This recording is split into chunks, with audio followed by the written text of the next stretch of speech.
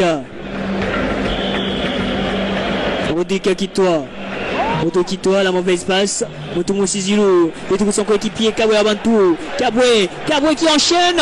Le but de Vita Club. Quelle erreur du gardien Nathan Mobaïloa. Et Kabwe qui profite pour enchaîner ce ballon. Vita Club qui prend l'avantage du...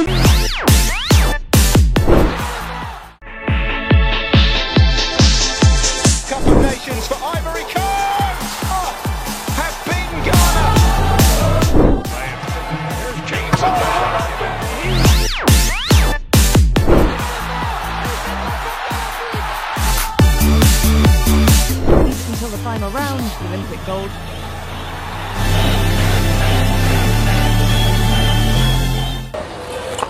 Bana tout ya bas fait kodi ba bonjour na bino partout bozali ndenge ezalaka kaka esongo trop okuta na bino tubeta masolo ya masano na mboka na biso République démocratique du Congo ndenge ezalaka kaka vraiment un grand merci pe na ba soutien ba tunyo surtout au de long ou de près bozo continuer ko participer na émission oyo na ba conseil na makabumo belé ndenge ezalaka kaka le boss okito panda chala lukapa ya mama Betty na Bossaniote Adolphe Mouteba Chilamunda na staff Chilamunda tout le président Pakis pourquoi pas président Claude Mupende ndenge ezalaka kaka a mondial ezo continuer ko betama championnat national ezo continuer ko betama to kela mopanzi pe côté kuna kala mingi te a to ko en mois de mars le pas en ezo ko beta équipe chaîne na biso position vous allez ndenge nini le tout allez ba event avec le coach d'Inze ya kosamba côté kuna pesate de to meka ko solo la peine ko bet le bino le moment solo mike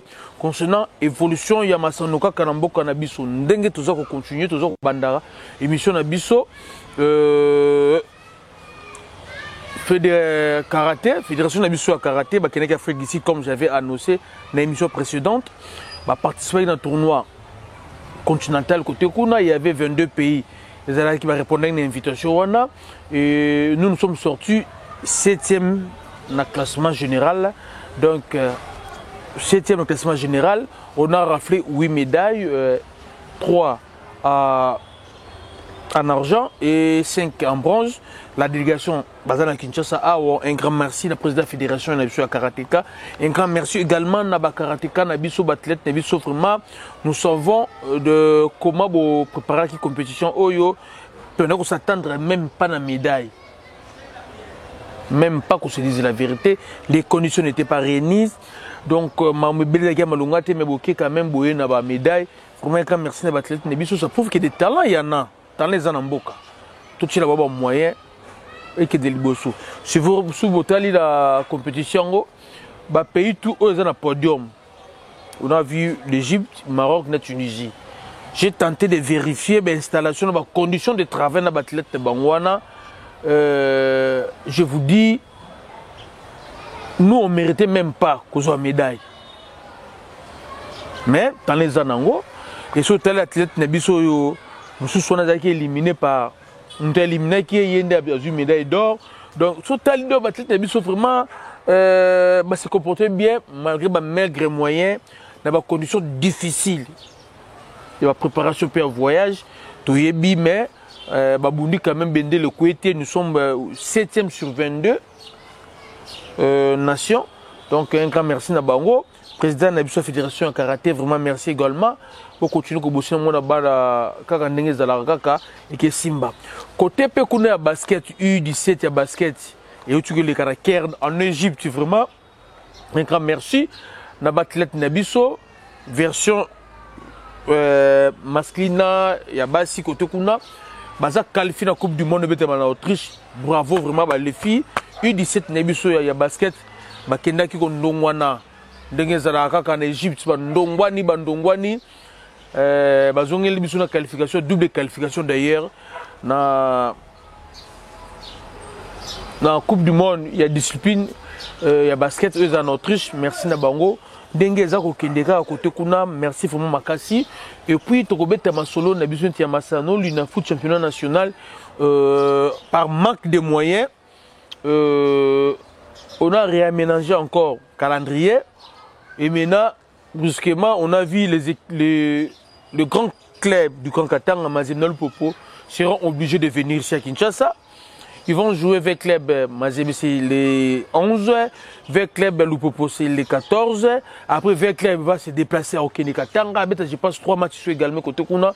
Donc, championnat, façon qu'on bête mais là-dedans, Wanaka Pokaka, jusqu'à là, gouvernement a répondu à la requête na bango té il y a repéré ça bon pour na billet ba déplacement donc comment on moyen on avait bien dit tant qu'on n'aura pas de sponsors tant qu'il a fait des foin il a fait que foin yemo qu'on a on a sponsor té tant que c'est national de foot on a sponsor té ça sert à rien de continuer na donc to ko kana bisoté et maintenant ba qui téti bien sûr toujours qu'on continue toujours kende car des euros kende les autres comme obligé et là que je déplore qui édition passée comment les équipes de Kinshasa va mettre un match aller bango tout dans le Lubumbashi et celle qui n'a pas match retour championnat Katanga nango to déplore que le Congo même format et ont mis le sous awa vers club va mettre dans le Popo à Kinshasa va mettre dans Mazembe à Kinshasa analyse vont des choses championnat de Katanga nango le sous peut-être on a fait Zala Pamba donc le toujours boya mais bazo ko corriger kakati donc fait ko foin bam toujours boya bazo ko corriger kakati la phase aller avec l'équipe année passée avec l'équipe toi Katanga na Katanga phase retour nzimwaka yango toujours dans le sous awa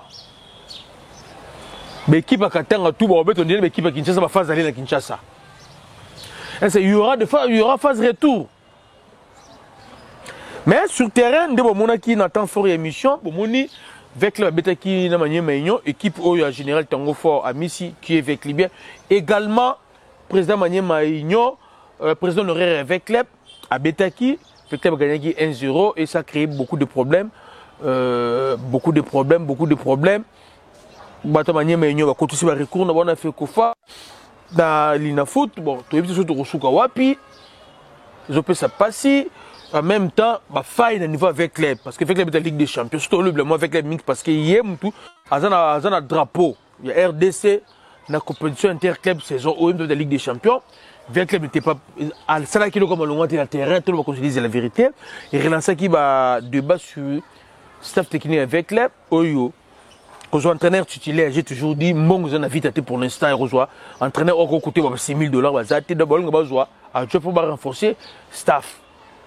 Pendant que moi je ne sais pas, John Bozo, Johnny, ni babi qui n'a candidature ça déjà, tous les mamans Bestin Kazadi, Asra Omona Rosala, on nous apprend déjà il y a un Burkinabé où il fallait aller avec les saison passée à quitté.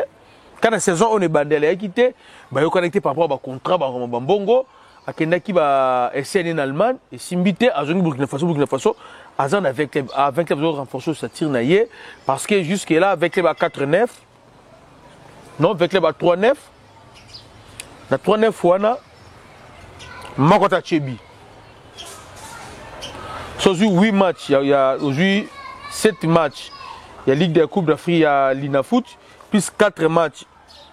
Il y a la Ligue des Champions, ça fait 11 matchs. Et 3-9 Moutatchebi à Zate. Allez-y comprendre qu'ils ont carburé. Avec la 1-0, 1-0 le championnat national. Donc, ça va façon que non, bon, ça m'a comme Bango, qui retourne à Liboso. Bonne chance pour Nabango. Également pour la DCMP, Moté Mapembe Oyo, toujours les là, unité et quota dans la DCMP. Toujours c'est une unité dans la DCMP. Les joueurs vont souffrir, Mbongo et Zate. Malgré cela, ils vont continuer à faire des choses. Mais toujours c'est une unité. Tant que unité qui est à la tête et qui est à la passe.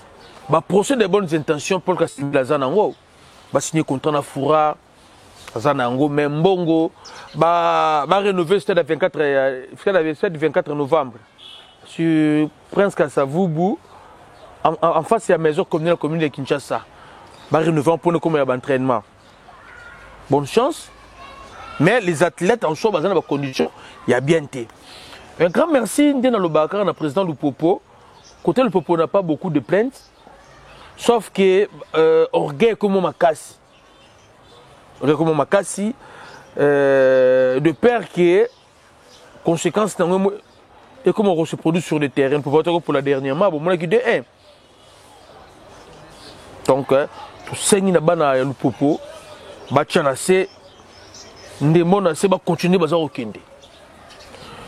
Mazembe de son côté, il se remettre petit à petit dans la blessure, dans la faille naïe. Tant que le président Moïse Katumbi sera vivant, de côté Mazembe, tout banga na biso le côté. Bonne chance Bakende. Ndenge côté kuna ezalaka kaka bandeko na ngai. Côté fédération na biso fait qu'au foin. Bon, moni na fait qu'au foin, bah ça la détection ba fille pour le football. Ils ont compris que le football là-bas c'est en mbongo. Mbongo yaka, to tchiba ma passion. To fongola ba misu ba yoki biso fait qu'au foin, bah na centre courant pour qu'on va détecter ba fille. Ba détecter ba fille.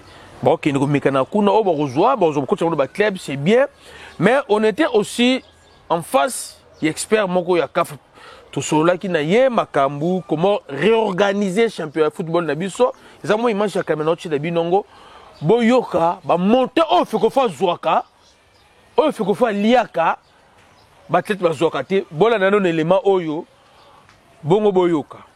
Vraiment, nous sommes d'abord très émus par rapport à cette réception. La réception nous a édifiés avec beaucoup de choses. C'est-à-dire que nous, dans le football, nous dépensons, mais or qu'il y a des gens qui bouffent derrière nos sueurs. C'est-à-dire avec la lanterne qui venait d'être éclairée ici, ça nous pousse maintenant à nous réunir et de faire sortir un mémo qu'on va remettre aux délégués de la FIFA. Là, nous venons de faire encore une union sacrée qui va se former parce que maintenant, nous devons maintenant attaquer fort. Et ces gens nous ont trop martyrisés. Cette fois-ci, on ne laissera pas. C'est-à-dire que nous allons mettre toutes les batteries en marche. C'est-à-dire que nous n'allons pas lâcher l'affaire. Nous sommes piétinés par la fédération. C'est la fédération qui devrait mettre une politique en place pour que le football se développe. La FECOFA nous a bloqués. C'est-à-dire qu'on a eu l'éclaircissement maintenant. C'est-à-dire que c'est à nous maintenant de booster et voir comment faut-il faire et où faut-il toquer pour qu'on puisse développer le football congolais. Parce que ces enfants-là nous quittent, c'est parce que nous n'avons pas les moyens. Vous avez entendu l'expert de la FIFA, ce qu'il a dit. C'est-à-dire en organisant un seul match, l'équipe peut bénéficier 20-30 000 $, mais nous n'en avons pas. Comment est-ce qu'on peut garder ces enfants-là? Parce que ces enfants-là ont besoin, quand ils aillent ailleurs, ils ont des 1500 $ par mois. Mais ici, nous payons combien de joueuses? Si nous allons dans nos clubs, personne ne paye même 100 $ aux athlètes. Ce ne sont que des miettes qui reçoivent. Et comment est-ce que vous voulez que nous puissions garder ces athlètes-là? S'ils trouvent mieux ailleurs, ils doivent partir. C'est-à-dire qu'avec les échéances qui arrivent au mois de juillet, nous dirigeants, nous devons d'abord être conséquents, de pouvoir comprendre qui faut-il mettre à la place qu'il faut. C'est-à-dire qu'on ne peut pas rester comme le club des amis. Nous devons chercher des gens qui auront l'amabilité et l'amour de bien faire pour que le football se développe. Nous avons de gros calibres dans le football féminin qui peuvent dire. Nous étions en Banzango et Kisantou, nous avons découvert autant de talentueuses en Banzango et Kisantou. Vous étiez là avec mon cher journaliste. Ils ne font qu'une politique de détection dans les intérieurs. Il n'y en a pas. Vous avez vu comment ces enfants sont en train de chausser même de quoi? De sandales en lieu et place des bottines. Aussi longtemps que nous avons l'argent dans ces pays. Et quand vous entendez qu'il y a des millions qui tombent au niveau de la FECOFA, mais que nous ne recevons même pas, il y a des 1,5 million qui est arrivé au niveau de la Covid, mais nous n'avons même pas reçu $1. Ça dit, ça c'est blague avec les gens. Donc tous ces gens-là doivent partir. Comme a dit Monseigneur Mosengo, le médiocre doivent partir. Nous devons les faire partir. La mi-temps du match entre le Besançon Foot et Issonger sur le score 22-0 pour Issonger.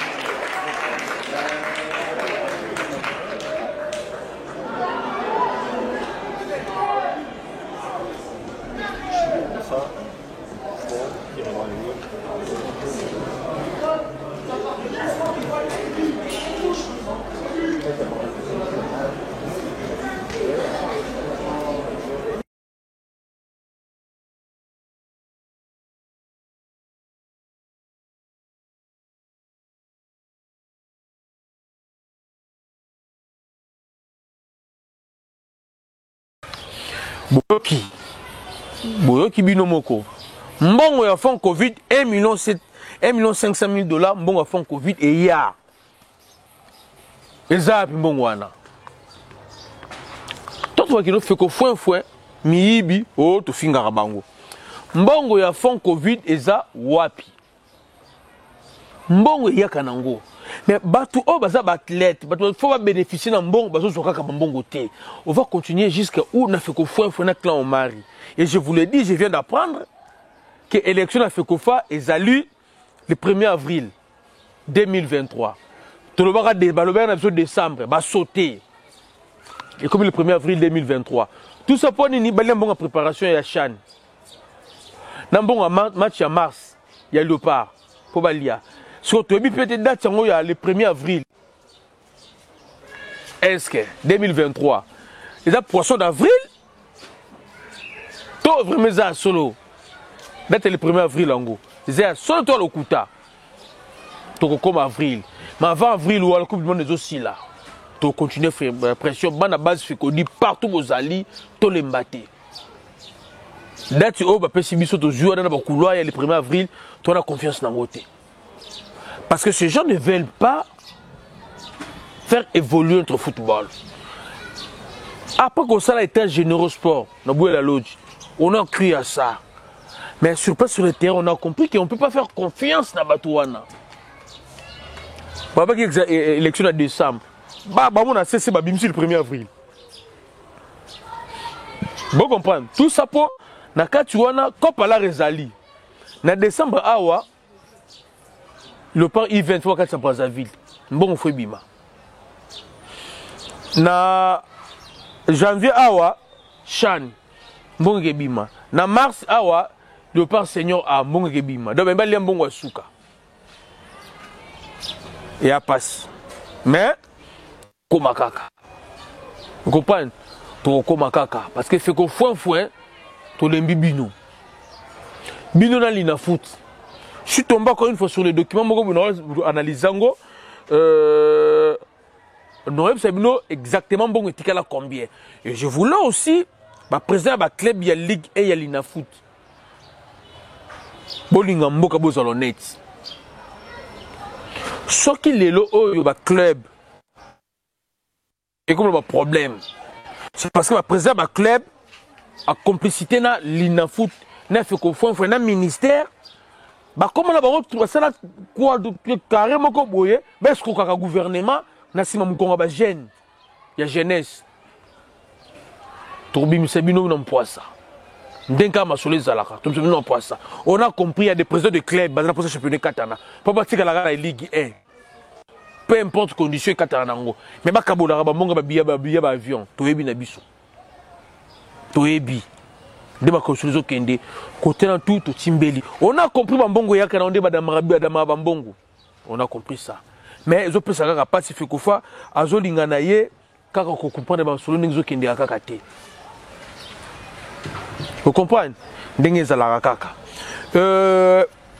Donc beti la bino lisusu solo moko afata ko tena ba event ya joueur moko Yannick Mambo avec ancien à 3 lorsqu'il avait 19 ans 18 ans à Bétana 3 et maintenant azana Saint-Longuet c'est longé na France kuna c'est un latéral droite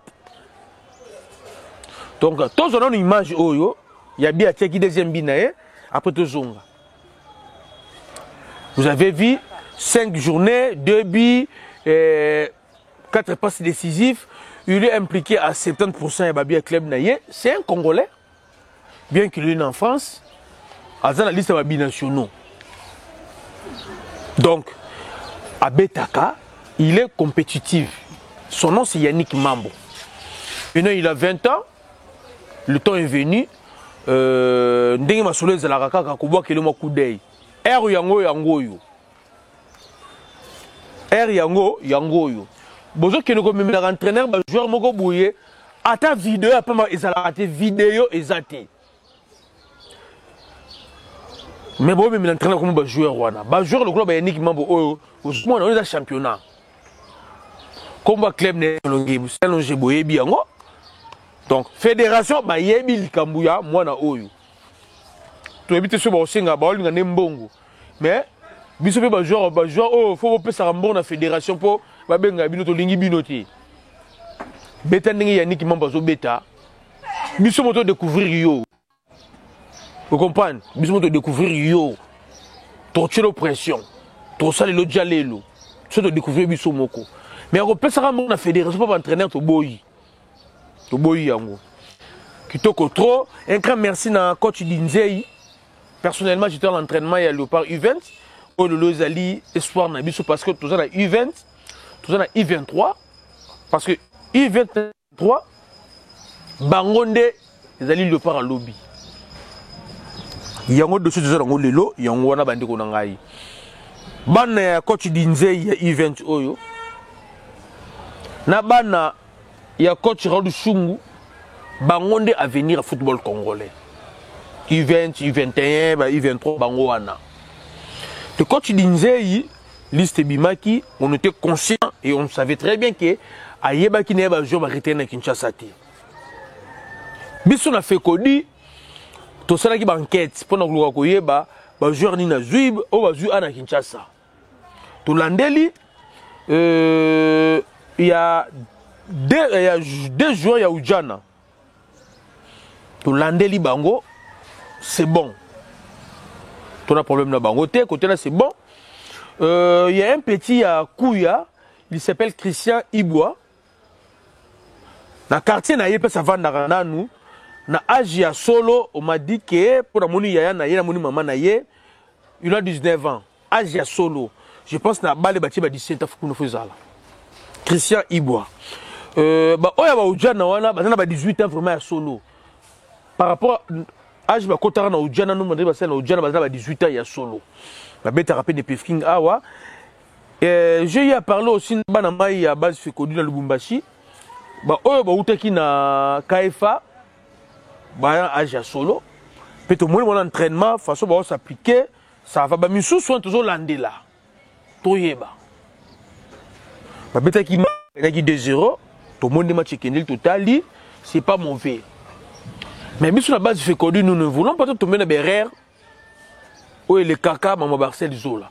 Bah, âge ezala Solo, ezala ba joueur ou ba zo mérite. Parce que bana ba event ba zali awa. Na Congo ba pe na poto. To yebi bango. To yebi bango même les Pefking bana ba event ba zali. Na Coupe du Congo bana event ba beta ka to mona ka bango. Mais si vous avez un dossier, vous avez vraiment bimeli wapi ba club bango ba place ba tiba komona bango niveau na bango est ba betaka. Papa ko tu peux que non ba tu na chinku, ko chinku Congo betaka. To fa na rata na ba. Maintenant, on a inséré problème budget zaté pour le ministère du sport. Dinzei na bana na ye, faut ba katsa Brazzaville, ba beta des matchs kuna pour préparer Cannes, Yassia, Ajouana, dans le cœur d'Égypte, il faut pas ça. Et le gouvernement dit qu'il n'a pas l'argent pour ça. Bon, bah, ça, et ça, bon, bah, dans le ministère Moussous. En même le ministre a dit, bah, joueur tout oyo, bah, tout à nos voisins, à chaque fédération, il faut comme un numéro compte bancaire, bah, nos crédités sous, compte un ministère, pour le ministère, il faut mandiquer ça, pour nous lire un bon gaba na wana. Tout ça, on a un niveau où bon on ça na bana Dinzei ezate. Bah on voit jeune dengenin. Bah ma tête c'est pour la première fois. Donc peut-être ma tête est nezaboué. Bah moi c'est né belé. Tout le monde a regardé un rassemblement mais il y a boé là pour la première fois. Donc tout na sikoyo. Bah on a souvenir nini. Bande ko ngai. Ce qui ba yé et qui va une motivation té. Et que bah y est bon qui ne pense à les athées. Parce que le ministère des Sports est un bon côté, fait qu'on faut pas aller dans bon côté. Alors rejoindre sponsor, aboyanae, tosuka wapi, nabana oyo. Oh, na entraînement, tous autres là-bas on va s'entraîner kitoko, préparation qui kitoko, coach Dinzei doit s'impliquer. Ba petit on peut ballon kitoko. Tant bana event ce que non nous ba bien on va qui citer. Vous comprenez mon avantage bana ba non on va qui citer. Ben ba on va robeta. Pour na bango, bazo beta balle pour un sentiment nano. Parce que bana boss nous décevoir bango. On va longo na tournoi, on va voir c'était pour un bon côté to souka to kende wapi. Donc, bandeko nangai dossier vraiment yango wana. Équipe ya Dinzei bana U20 wana, je sais pas par quel miracle et par quelle magie, on va traverser Brazzaville, ba kende ko beta un match na bango wana parce que l'argent est zaté, bon européen c'est la fédération est zaté. Au nom de la jeunesse congolaise, au nom de la base FECODI, nous demandons na ministre na biso ya budget et à finance, nous demandons également na premier ministre et nous demandons également na président de la République boyoke la ba jeune mawa. Non, boyoke la ba jeune mawa te, ils ont droit na biso ya jeunesse. Ceux qui vont rebenga mwana moko qui na primature. Tous ceux qui primature bino moko bo fouti na bango billet. Aller retour Brazzaville, bino moko primature. Bosala. Ce que la présidence y est moko, a foutu le nombre de joueurs, a foutu le billet aller-retour. Basala. Comme vous avez confiance les sous-soutés, il y a ministère, il y a fédération, tu peux suivre nos raisons, mais tu sais ni nabino. Mbongo ebima, bana oyo, ba rater compétition na bango te. Parce que de toute façon, on s'entraîner, on va qualifier. Alors, ceux qui vont quitter, n'a pas binationaux des informations qui ne connaissent pas tout le monde. Bakoya ndengeni. Donc, ministre de la Finance, ministre de la Budget, Sama Lukonde, aux gens moins de 45, aux gens nous gênent, Fatih Béton, Masolo 42 Senga, pour trouver solution pour l'équipe Oyo et traverser. Bakende kuna torobongsa malembe malembe. S'il faut bana oyo ba dépense na bango to ke sala manuntu ezala gérer le niveau à présidence tondimi yango parce que na ministère Dixon yala to asuna confiance na bango te yela ministre Serge Konde fait ko faut ko lobate e ba ndiko na ngai ya ko loba yango wana vraiment donc ils ont fait ça biso passe ça passe mais un grand merci également na patience mananga Eclipse Lomingo Takita Kiangani Piso batutu bolandaka ngesika bozali coach Abuya mama Esther Ngalula wana nakobosa na kango mais bébé Chiko maneke Château Rouge nakobosa la binote na linga kito kabwana na eloko oyo pona ko lamusa bana renaissance fibo moi eloko à moi 30 secondes bana fibo ba lamuka équipe bonga merci vraiment.